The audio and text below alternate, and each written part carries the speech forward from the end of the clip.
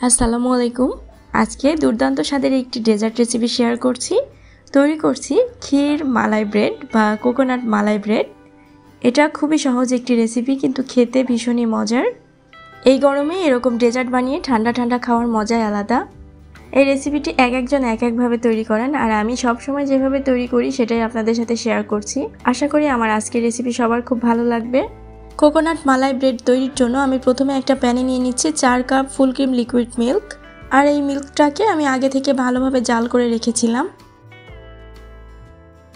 এখন এতে দিয়ে দিচ্ছি 1 কাপ চিনি। একটা ডিম আগে থেকে ভেঙে ফেটিয়ে রেখেছিলাম, সেটা দিয়ে দিচ্ছি। দিচ্ছি সামান্য পরিমাণে একটু এলাচ গুঁড়া, আর দিয়ে দিচ্ছি 2 টেবিল চামচ কাস্টার্ড পাউডার।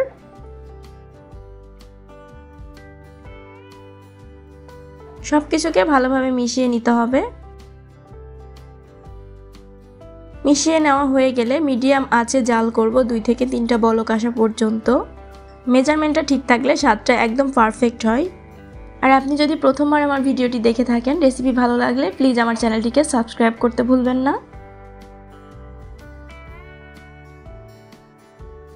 তো কিছু সময় জাল করে নেওয়ার পরে আমি এখান থেকে প্রায় 3 ভাগের মতো মালাই তুলে রাখবো।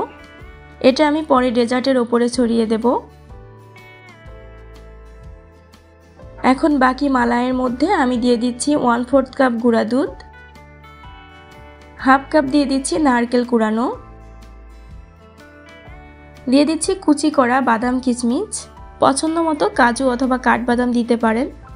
1 চিমটি পরিমাণে দিয়ে দিচ্ছি লবণ, তবে যারা মিষ্টি খাবারে লবণ পছন্দ করেন না তারা চাইলে লবণটা স্কিপ করতে পারেন।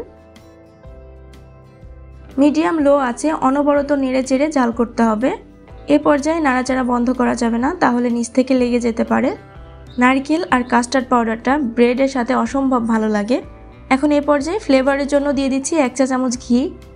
ঘিটা দেওয়ার পরে আরও কিছুক্ষণ নেড়ে চেড়ে নেওয়ার পর যখন এরকম ঘনত্বের হবে তখন নামিয়ে নিতে হবে। আর এটা ঠান্ডা হলে আরও অনেকটা ঘন হয়ে যাবে। এখন আমি নামিয়ে সম্পূর্ণ ঠান্ডা করে নিচ্ছি। এখানে একটা স্লাইস ব্রেড নিয়েছি। ব্রেডটাকে হালকাভাবে একটু বেলে নেব, তাহলে আর রোল বানানোর সময় ভেঙে যাওয়ার চান্স থাকবে না। আর আপনি যদি প্রথমবার আমার ভিডিওটি দেখে থাকেন, রেসিপি ভালো লাগলে প্লিজ আমার চ্যানেলটিকে সাবস্ক্রাইব করতে ভুলবেন না। এখন বেলে নেওয়া 3-4টা ব্রেড একসাথে নিয়ে নাইফ দিয়ে 4-5টা কেটে নিচ্ছি।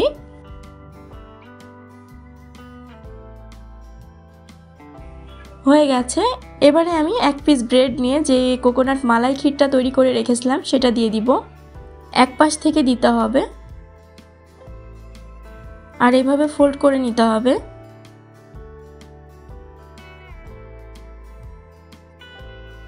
আর আমি সবগুলো ব্রেড একইভাবে রোল করে নিয়েছি।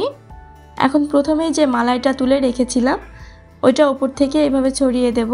আর এটা এখনও হালকা গরম আছে, আর এইভাবে কিছুক্ষণ রেখে দিলেই দেখবেন খুব সুন্দরভাবে মালাইটা সোক করে নেবে আর ব্রেডগুলো ভিজে একদম তুলতুলে হয়ে যাবে। চাইলে এইভাবে বানিয়ে ফ্রিজে রেখে কিছুক্ষণ ঠান্ডা করে নেওয়ার পরে তারপরে সার্ভ করতে পারেন। নরম তুলতুলে রসালো এই রোলগুলো বাসায় একবার বানিয়ে দেখতে পারেন, আশা করি সবাই খুব পছন্দ করবে। আমার রেসিপিগুলো যদি ভালো লাগে লাইক কমেন্ট সহ প্লিজ আমার চ্যানেলটিকে সাবস্ক্রাইব করে দিতে ভুলবেন না। আজ এ পর্যন্তই। আল্লাহ হাফেজ।